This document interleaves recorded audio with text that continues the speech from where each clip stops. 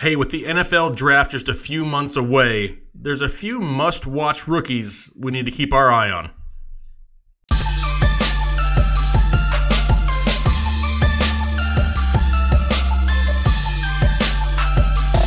What is going on, Headliner Nation? Welcome back. Next episode, Kyle Richardson with me once again. Today, we're going to be talking about some rookies. This is it's like Christmas in April almost, right? When the NFL draft comes around, Kyle, and we get to reopen new presents for our favorite teams. But we have a couple months to talk about some of these names. And in this video, we're each going to break down 3 to 4 guys that we really have our eye on here coming up, either A, at the NFL Combine, the Senior Bowl, everything leading up to the draft. These are some of the top names that we're kind of really paying attention to find out where they fall. So, Kyle, how are we doing today? Doing well. I'm super excited to get into these rookies. I tell you what, because even though I've been playing redraft fantasy football for as long as I can possibly remember, dynasty fantasy football has been my absolute favorite for going on 6 or 7 years now. So diving into rookies is always something I really enjoy. I like to see the next class coming out, and I already feel a little bit behind right now that we haven't talked about them yet, but that's okay. Senior Bowl is this week. Like you said, Combine is coming up, so we are going to have tons of rookie information, and I love talking rookies, so this is going to be good stuff. Yeah, it is, and like I said, this is just like a taste. We'll talk about more names coming up here in future shows. We just had to, get a few names out there just so you guys can start watching maybe a little bit of film. Maybe you're not familiar with some of the names we're going to be talking about. Go watch some film on it. Go see if this is somebody that, you're looking at maybe a team that you like, is in need of. Maybe we got most of these guys, let's be realistic, they're all running backs and wide receivers. Maybe Kyle will sprinkle in a tight end. You gotta go off the elbow though. Yeah, like that. Don't flex on him too hard, Kyle. Oh. This new sweatshirt that you sent me, Headliner Nation. That's right. That's right. You got just got to go right off the Headliner Nation shirt. I have to go get my notes real quick. All right. Well, before everybody shuts off the video because they realize that neither one of us have a whole lot of muscles to be flexing, let's talk about some rookies. And Kyle, who is the first one that you are excited to talk about? The first guy that I'm going to talk about, David Montgomery, running back from Iowa State. He's a guy that I have liked for a while now, and he's the guy that I've had my eye on for a while now. Plays in the Big 12, so I haven't had a chance to see him too much because I don't get to see the Big 12 too much here in Indiana. But for the video that I have watched, I still think that this is a kid that can be really, really good at the next level. Past 2 seasons, 2,362 rushing yards, 24 total touchdowns. His pros, he's a tough runner. He is hard for defenders to bring down. He is getting those extra yards. And Jake, Headliner Nation is going to get a chance to listen a little bit more to what I do with running backs, including the dynamic running back rating that I use. In our conversations, that I love tough football runners that can always get me the extra yards. Well, that's what David Montgomery is going to be. He didn't get a chance to showcase this too much at Iowa State, but he's a really good pass catcher, actually. He has ability to get open, find open spaces with the ball. He could be good at the next level with that. Cons, though, he doesn't have that breakaway speed. So that is something that he is going to lack at the next level. He just doesn't have that speed that's going to pull him away from secondaries, bring too big of runs in. But what he doesn't have there, he's going to make up for is a tough runner. He has a chance to be the first running back selected. There's another guy that we'll talk about in a second who's kind of beating him to that option a little bit right now, but he has a chance depending on how the combine looks. If he's drafted into the correct situation, if you're a fantasy football player, this is a guy that has a chance to be running back 2 potential right off the bat. His ability to create yards is a big plus, and that is why. That is one of the reasons why I'm watching David Montgomery very, very closely. He's the guy that I'm excited to see at the combine firsthand. Yeah, absolutely, absolutely. I'm going to stick right here in my own hometown. That's not my hometown, but it's where I live now, so technically it's my hometown. If I'm being realistic, it's close. Going out to NC State, we're talking about wide receiver Kelvin Harmon. And this guy, I got a chance to watch some film on him. He kind of reminds me of like a poor man's Alshon Jeffrey or Allen Robinson, maybe. He's kind of got that big frame, 6'3", 215, great body control in the air. He can really go up there and get that 50-50 ball. Last season had 81 receptions, 1,186 yards, 7 touchdowns, and he's really like a deep ball threat. If there's any cons with this guy, it's really that there's not a whole lot of yards after catch. He's the big play guy. He's going to go up. He's going to make fantastic catches. He just hasn't really been given the opportunity to see what he can do. Can he get some yak? Can we get some yak from my boy Kelvin Harmon? Because he doesn't get a whole lot of it. Definitely something, though, if he falls into the right system, he's somebody that can go out there and put up some decent numbers as a rookie. I mean, he's a big-bodied receiver, and there's always a need for that in the NFL. Yeah, and I've seen some fantasy analysts who say that he could potentially be a rookie 1.01. So a lot of people like him. Josh Jacobs, running back out of Alabama, not a guy that a whole lot of people have probably heard too much about if it weren't for the the college football playoffs, excuse me. So getting a chance to see Josh Jacobs and hear a little bit more about him, people are really starting to catch on. This is the other guy that's kind of running into this running back one situation with David Montgomery right now. The stats don't tell the whole story with Josh Jacobs. Only 640 yards on 120 attempts last season, but he had a rotation with Damon Harris, who's going to come up, and Najee Harris, who was one of the top recruits for Alabama a couple seasons ago. He did have 11 touchdowns, though, so he was able to find the end zone. He was able to get some of that goal line work. His pros is he's overall physically gifted. He may have the best overall skill set of any running back in this draft. He's just a guy that, he looks the part and he plays the part. He has little wear and tear in college as well, which is really, really good for, an era that we live in where running backs typically come in and then they disappear as quickly as they come in sometimes. Bringing a guy in who has all the skill set is a potential top end running back, but he hasn't gotten beat up for 3 years in college. That's nice to have. So I think he's a guy that a team is going to spend possibly a first round, maybe early second round pick on, and they're going to get a guy with all that talent, but not nearly the wear and tear. Just like David Montgomery, though, the breakaway speed isn't the best. It's a little bit better than David Montgomery, but he also might be limited to some yards. He's really good in catching. He's really good catching the ball as well, though, too. All around ability could make him the next great rookie running back if he falls into the right situation. So this is definitely a guy that could end up being the first overall running back taken. And again, good situation for him equals good situation for owners. Yeah, and you mentioned a name here a minute ago with Damian Harris, and you can almost say the exact same thing about Damian Harris. He's 5'10", 215, was a part of that committee with Josh Jacobs, so he's not running to the ground either. Last year only had 150 rush attempts, turned it into 876 yards, had over 1,000 yards on the ground the 2 years prior to that. I think it's just kind of a product of the whole Alabama run game, right? It's just that there's always been a fresh stable of running backs in Alabama. They're like 3 deep constantly, and it kind of really helps get them into the NFL because they don't have that wear and tear.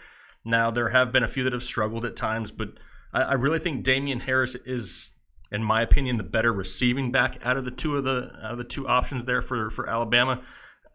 And the way that the NFL is going right now, and how almost every NFL team has that change of pace back, has that pass catching back, that's something where I can see if he falls in the right situation, Damian Harris could have a lot of value in fantasy football leagues, especially if it's a PPR league, because he's somebody who could be used on third down, trailing in games. He's somebody, excellent receiving skills, didn't really get to showcase it too much in Alabama. Heck, most of the time they had a lead, and he wasn't in the game a whole lot anyway because they were cycling through their stable of running backs. But he's definitely somebody who has some upside, and if he can go out there, put up some good numbers at the combine, he's somebody who could go right back up these draft boards. Yeah, and now moving on to a teammate of David Montgomery out of Iowa State University as well, Hakeem Butler. This was a guy that I didn't know a whole lot about until the start of the 2018 season, and it was right before he had that huge leaping catch at the beginning of the year that I really found out more about this guy, and I was like, he has the potential. And then that video popped out, and I was like, oh, people know now. But with Hakeem Butler, huge. 6'6", 219 pounds. Guy is a beast. 60 receptions for 60 receptions for 1,318 yards and 9 touchdowns in 2018. He plays every bit of his size, so he can go up, he can get the ball, big red zone target. He's a guy that if you just need to throw the ball up to, he's going to go get it. His ability to push defenders off after the catch is going to be another pro for him as well. So after he makes the catch, get you a few more yards, get away, break a couple of tackles, push defenders away, and get to that next defender is something that he's very good at. Some cons, he's not that quick out of his route, meaning that he might run the route well, but as far as breaking from the defender and creating some of that separation, he might not be as good as that coming out of the route. He probably doesn't have the agility either to move inside. A guy of his size, you think, oh, if they could get him in the slot at any point in time and really create some huge mismatches there, that would be great at the NFL level, but he might not have the agility to make that happen. He did play in the slot a little bit his junior year, but this past year he moved to the outside only. So because of that agility issue, he might not be a guy that can go inside too much. But as far as playing on the outside, this is a guy that is going to be an absolute red zone threat for a team right off the bat. Kind of like this pass, he could get, maybe Calvin Ridley was a guy that was a red zone threat, ended up scoring double-digit touchdowns. I don't think he puts up the type of yards Calvin Ridley did, but I think he could come close, maybe in that 7 to 10 touchdown range if he lands in the right situation, just based on red zone attempts. Yeah, and that's the biggest key right there is, and we're talking about these players, and people still need to realize that it really does depend where they land in the draft. Yes. I mean, if somebody lands, like, say, Jacksonville, are we excited about Hakeem Butler in Jacksonville? Not as much as we would be with Hakeem Butler in, like, Kansas City. But even there, that was just the style of offense. Yeah, just throwing it out there. I mean, there's just the difference in offense. Obviously, Jacksonville is not the place where we want to see top wide receivers. Go. Yeah, I tell people all the time that opportunity and landing spot are nearly as important, if not a little bit more important to me than actual overall talent. Yep, absolutely, 100% agree. Well, I'm going to go to another big-bodied receiver. This is DK Metcalf, wide receiver out of Ole Miss, 6'4", 230 pounds. And a lot of people are going to be, if they're familiar with him, he did suffer a neck injury in 2018. Now, it does sound like he's going to be okay for the NFL season. And we've seen this before, right? Like Nick Chubb, somebody who hurt himself in college, came back, was productive, made a name for himself in his rookie year. DK Metcalf is somebody who could absolutely take the top off of a defense with the size that he has. His separation off the line, his release is ridiculous for a man his size. Great ball skills, good deep ball threat.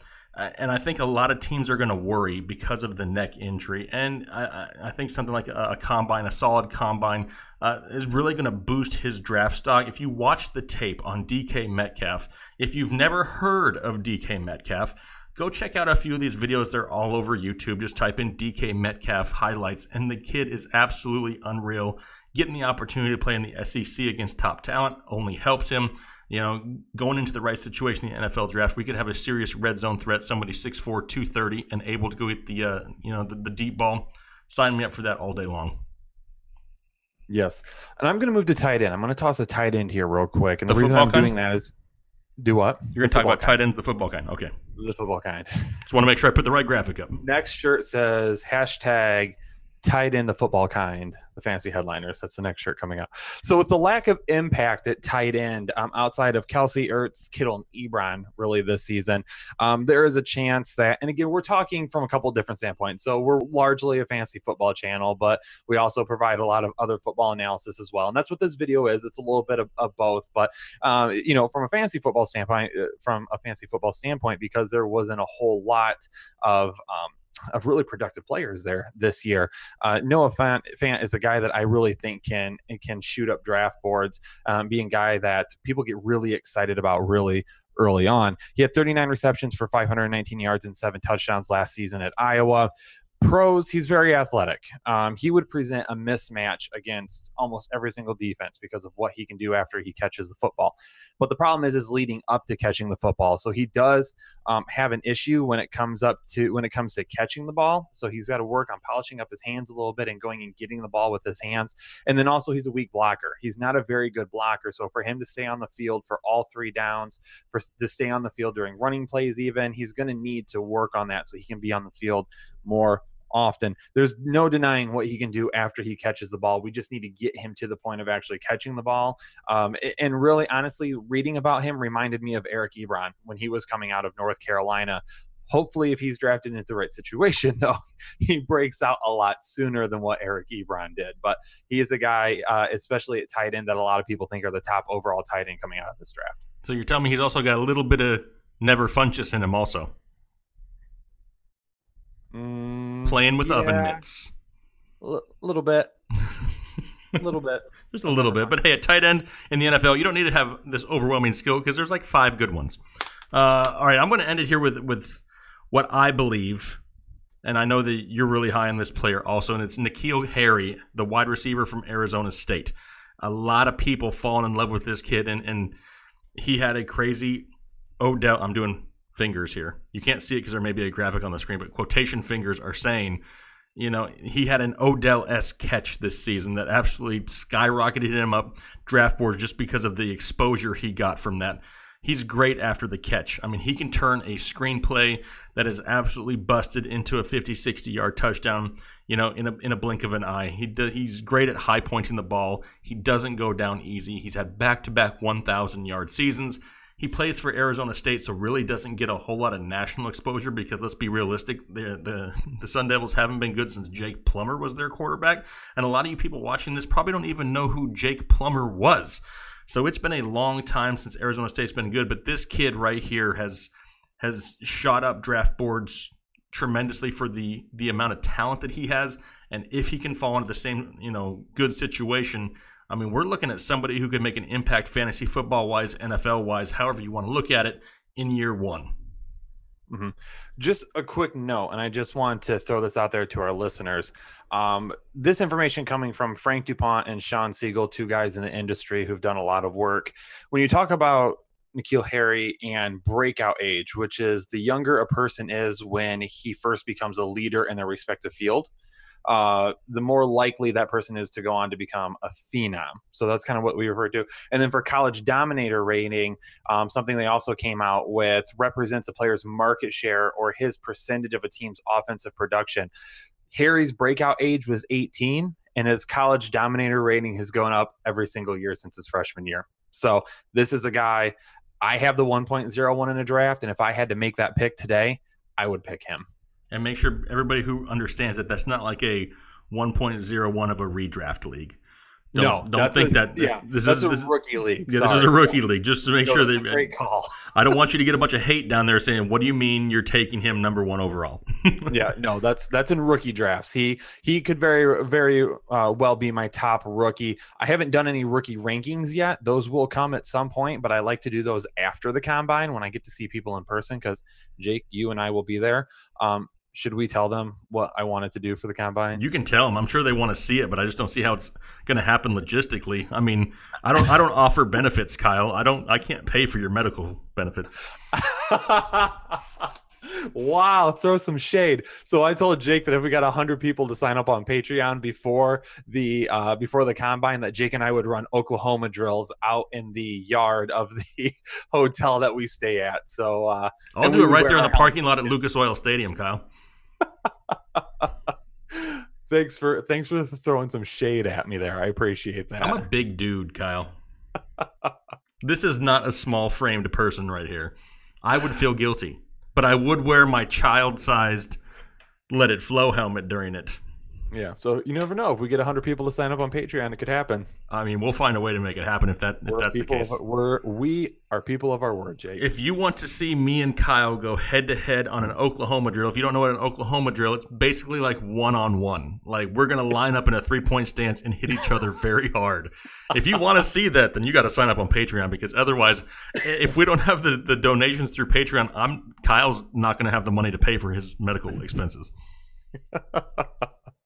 I'm just saying it.